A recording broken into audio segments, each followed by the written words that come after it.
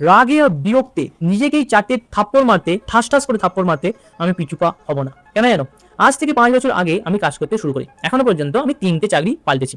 এই যে জবটা করছি, এর আগে যে দুটো আমি জব করেছি সেখানে আমার সুবিধা নেওয়া হয়েছে, সরি সরি সরি আমার সুবিধা নেয়ার আমি সুযোগ করে দিয়েছি। এবার ঠিক আছে, তার কারণ আমার বোকামি, আমার না বলতে না পারা এবং আমার সাহায্য পরায়ণ দিল তো বাচ্চা হেজি মনোভাবের জন্য। প্রথম বিষয় আমার বোকামি এটাই যে আমি কাজে ঢুকে সবাইকে সহজে বিশ্বাস করে নিয়েছি, এটাই আমার বোকামি। হ্যাঁ, 2 নম্বর না বলতে না পারা। কাজের সময় 8 ঘন্টা, 9 ঘন্টা হয়ে গেছে, কাজ হচ্ছে, কাজের দিন শনিবার অবধি, রবিবারও কাজ হচ্ছে, না বলতে না পারা।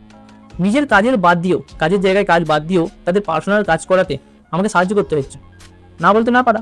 আর 3 নম্বর সাহায্য পরায়ণ মনোভাব। আমি হলাম মানুষকে সাহায্য করার জন্য এগিয়ে থাকতে চাই, মানুষকে আমি সাহায্য করতে চাই, হ্যাঁ, যাতে সে আমার জন্য ভাবেই, পরে পরে সাহায্য করে।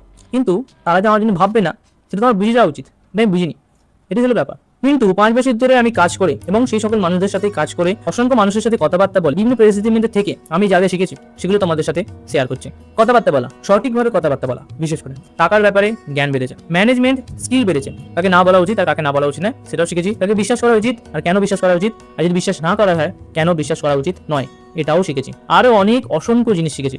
কিন্তু আমি যদি আজ থেকে 5 বছর আগে কাজ করতে না ঢুকতাম তাহলে হয়তো আমি এগুলো শিখতে পারতাম না। তাই করে পস্তানো ভালো, না করে পস্তানো থেকে, তার কারণ করার মধ্যে দিয়ে একটা অভিজ্ঞতা হয়, যেটা আমার সাথে হয়েছে।